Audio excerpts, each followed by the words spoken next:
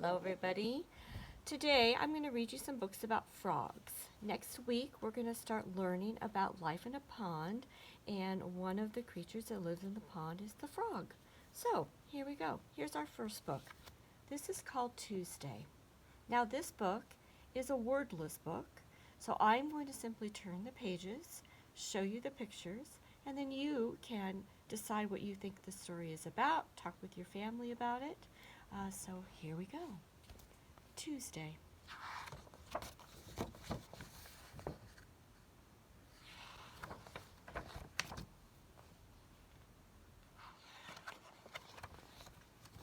Tuesday evening, around 8.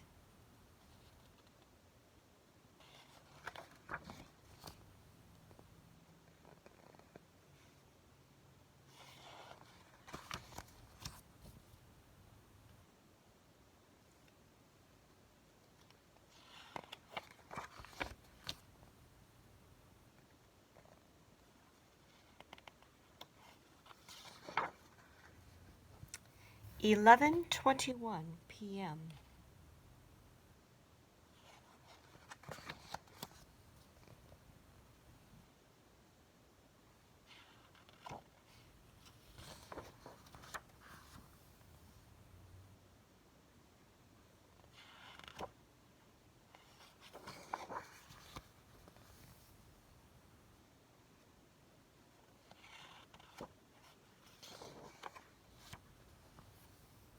(4:38 a.m.)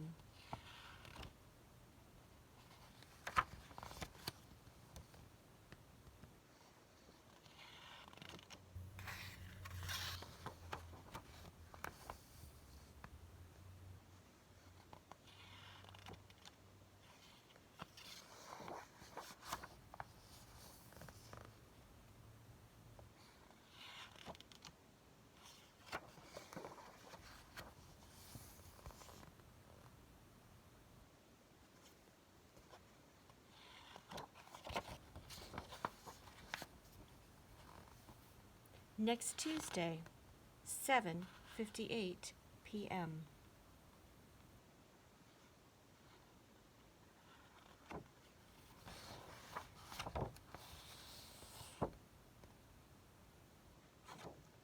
And that is the end. The next book is called Ribbit.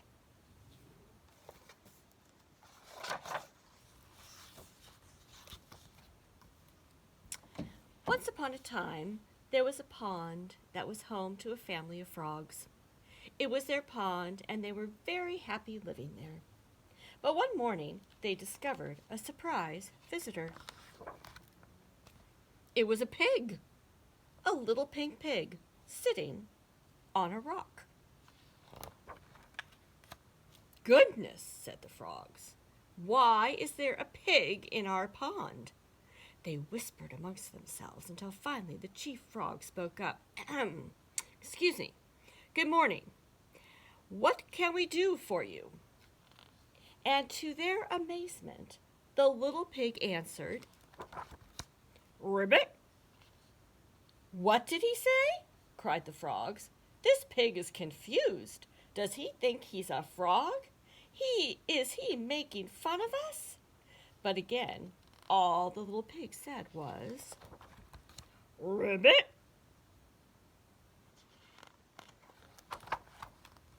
News of the little pig who thought he was a frog spread fast, and all the animals hurried to the pond to see the new visitor. "This new relative of yours is a little pink," said the raccoon. "He's no relation of ours," declared the frog. "He certainly sounds like a frog," said the weasel. "Why would a pig want to be a frog?" said the parrot. "And what's wrong with being a frog, may we ask?" exclaimed the frogs. Everyone started shouting at each other, completely ignoring the little pig, who just sat there practicing his ribbit. The animals laughed and laughed, and the frogs got angrier and angrier, until finally the chief frog shouted out, "Stop! We're not getting anywhere by fighting. We must go and find the wise old beetle. He'll know what to do." "The wise old beetle," gasped the animals, "but he hates to be disturbed." "I know," said the chief frog, "but this is very serious." "That's true," the animals agreed, and off they went. And the little pig said, "Ribbit." The animals found the wise old beetle and tried to explain the problem. It was hard for him to understand because they were all talking at once. In the end, he agreed to go with them to the pond. But when they arrived,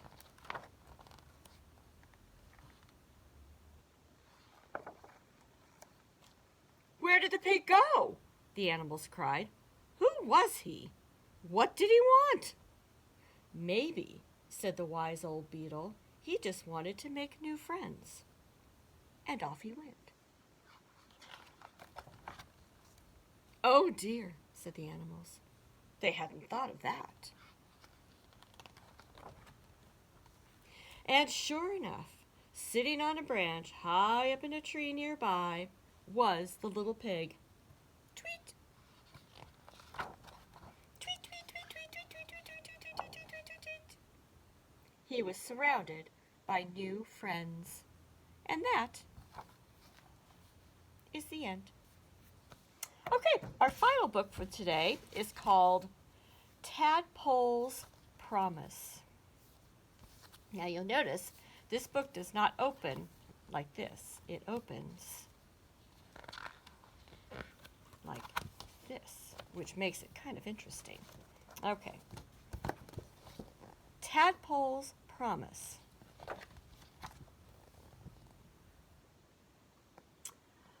Where the willow meets the water, a tadpole met a caterpillar. They gazed into each other's tiny eyes and fell in love. She was his beautiful rainbow, and he was her shiny black pearl. "Oh, I love everything about you," said the tadpole.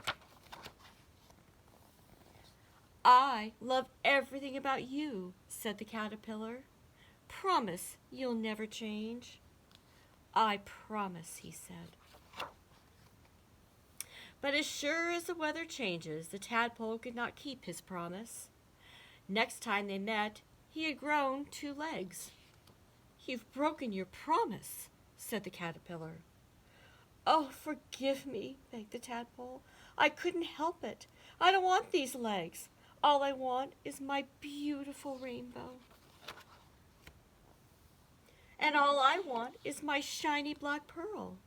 Promise me you'll never change," said the caterpillar. "I promise," he said. But as sure as the seasons changed, the next time they met, he had grown arms. "That's twice you've broken your promise," cried the caterpillar. "Oh, forgive me," begged the tadpole. "I could not help it. I do not want these arms. All I want is my beautiful rainbow. And all I want is my shiny black pearl. I will give you one last chance," said the caterpillar.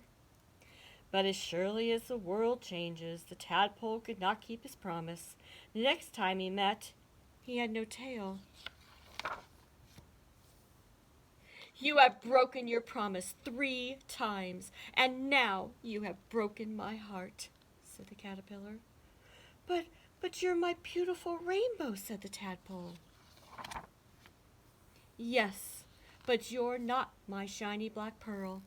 Goodbye." She crawled up the willow branch and cried herself to sleep.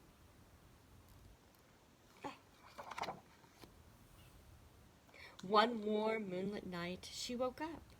The sky had changed. The trees had changed. Everything had changed. Except for her love for the tadpole. Even though he'd broken his promise, she decided to forgive him. She dried her wings and fluttered down to look for him.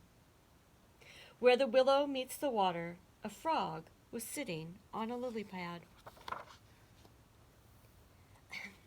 "Excuse me," she said, Have you seen my shiny black?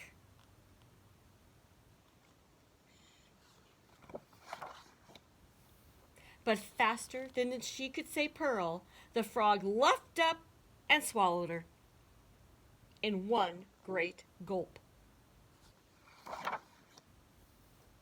And there he waits, thinking fondly of his beautiful rainbow, wondering where she went. And that is the end. Okay, boys and girls, well, that was sure fun. You guys have a wonderful afternoon, and I will see you all soon. Bye.